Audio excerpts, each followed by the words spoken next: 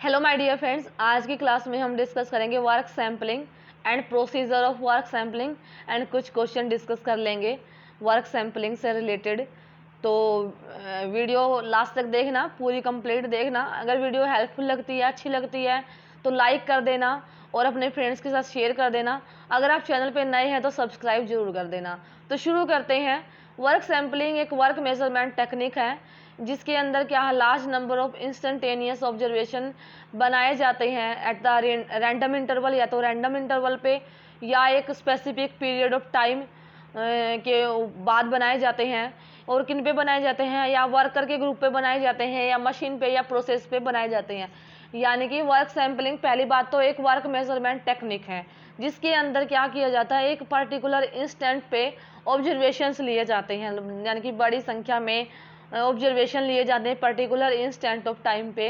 यानी कि या तो रैंडमली लेंगे हम, यानी कि पर्टिकुलरली किसी भी रैंडम पे, किसी जब भी आपका मन करे जब भी ले लिया, या फिर एक स्पेसिफिक यानी कि इतने मिनट के बाद या इतने सेकंड के बाद या इतने कुछ टाइम के बाद ऑब्जर्वेशन लिया जाता है।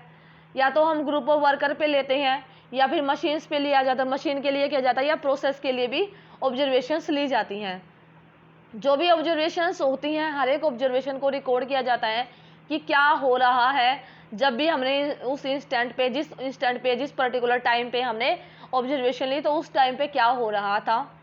यानी कि द परसेंटेज ऑब्जर्वेशन, जितनी ऑब्जर्वेशन हमने रिकॉर्ड करी है उसकी परसेंटेज को रिकॉर्ड करे जाएगा किसी पर्टिकुलर एक्टिविटीज़ के लिए। देन उसके बाद मेज़र किया जाएगा percentage of the time during which and that activity occur, यानी कि उसके बाद मेज़र किया जाएगा टाइम की परसेंटेज उस दौरान जो भी एक्टिविटी हो रही है। इस तरीके से जो वर्क सैम्पलिंग जो मेथड्स है फाइंड करता है, यानी कि यूज़ होता है फाइंड करने के लिए percentage occurrence of a certain activity, यानी कि कोई भी एक्टिविटी है उसकी ओकेरेंस की परसेंटेज क्या रहेगी। ये बाय द किसके द्वारा होती है, statistical sampling and random observations के द्वारा करी जाती है। तो जो वर्क सैम्पलिंग एक बेस्ड होती है लॉ ऑफ प्रोबेबिलिटी, यानी कि प्रोबेबिलिटी के लॉ पे बेस्ड होती है। देन करते हैं procedure of the work sampling. Work sampling का क्या प्रोसीजर है, किस तरीके से किया जाता है स्टेप बाय स्टेप। तो first of all determine the main objective of the study. जो भी हम स्टडीज़ कर रहे हैं तो उसका मेन ऑब्जेक्टिव क्या है उसको पहले पता लगाना होता है। सबसे पहले वही पता लगाएंगे कि क्या ऑब्जेक्टिव है स्टडी का। Then define each activity to be measure, यानी कि उसके बाद डिफाइन करेंगे कौन कौन सी एक्टिविटी, हर एक को डिफाइन करेंगे कि कौन कौन सी एक्टिविटी को मेजर करना है।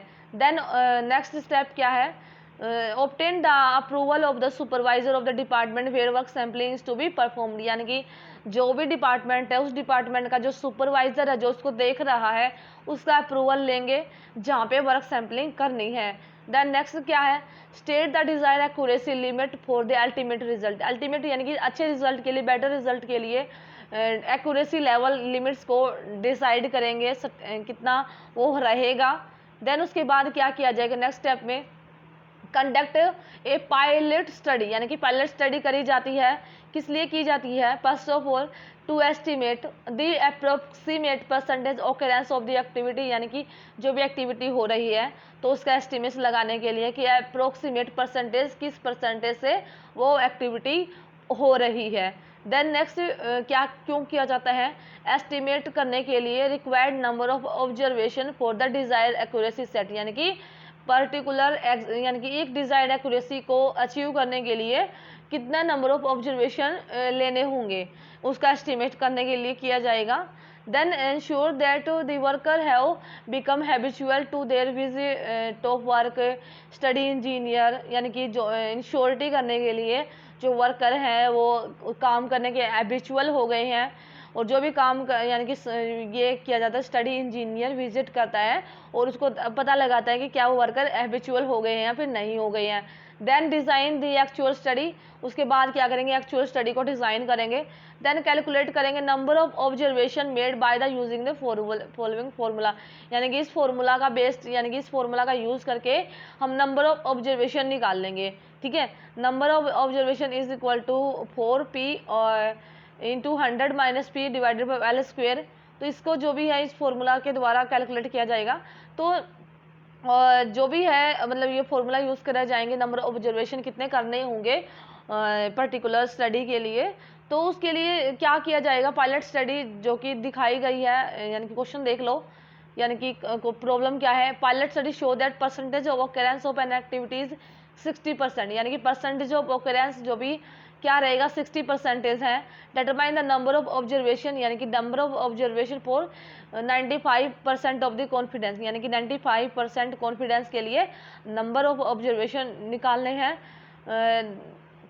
And the accuracy level is plus minus 2.5%। तो जो P है यानी कि परसेंटेज ऑफ ऑकरेंस है किसी भी एक्टिविटी का, वो 60 है। देन L इज द, यानी कि जो दे रखा है लेवल जो दे रखा है वो क्या है, प्लस माइनस 2.5% है। तो ये सब गिवन है। तो नंबर ऑफ ऑब्जर्वेशन क्या होगा, 4P, यानी कि 4 into 60, then 100 minus P, 100 minus 60 divided by L, L क्या है 2.5 है। तो इसको यानी कि इस तरीके से फॉर्मूला में रख के और कैलकुलेट कर लेंगे, तो ये हमारा नंबर ऑफ ऑब्जर्वेशन आ जाएगा, यानी कि इस स्टडी के लिए, ठीक है। देन नेक्स्ट ऑब्जर्वेशन क्या है, इसमें क्या किया है, यानी कि ऑब्जर्वेशन दे दी इसमें, यानी कि 2200 observation were conducting and it is found that activity under study occurred 1000 time, यानी कि जो भी एक्टिविटीज़ हो रही है अंडर स्टडी वो 1000 बार हो रही है। तो हमें लिमिट ऑफ एक्यूरेसी निकालनी है। लिमिट्स क्या रहेंगी एक्यूरेसी की, तो हमारे को n गिवन है, ठीक है, n यहाँ पे दे दिया।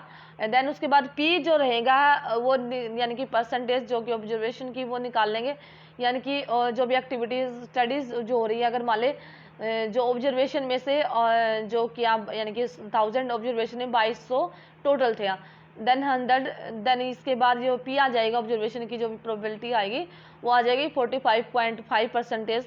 देन मान लिया L is the limit of accuracy है, देन फॉर्मूला पता है हमें, यानी कि number of observation is equal to 4P into 100 minus P divided by L square.